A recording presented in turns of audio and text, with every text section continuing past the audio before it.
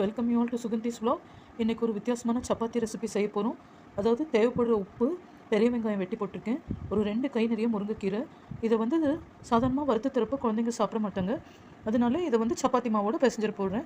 உப்பு சீரகம் போட்டு ஸோ மாவை இந்த மாதிரி பிசைஞ்சு வச்சிடறோம். வெங்காயம், சீரகம், முருங்கைக்கீரை, சப்பாத்தி மாவு, உப்பு போட்டு பிசைஞ்சிடறோம். கொஞ்சம் கோகனட் ஆயில் போட்டிருக்கேன் சாஃப்ட்னஸ்க்காக.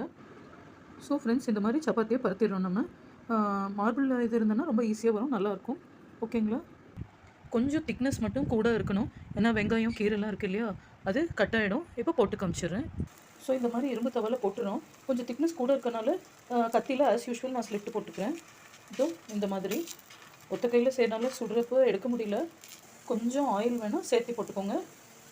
இந்த மாதிரி 2 பக்கம் ஸ்லிட் போட்டு இப்போ திருப்பி காமி. திக்னஸ் கூட இருக்கனால கொஞ்சம் நல்லா டோஸ்டடாக எடுத்துக்கோங்க.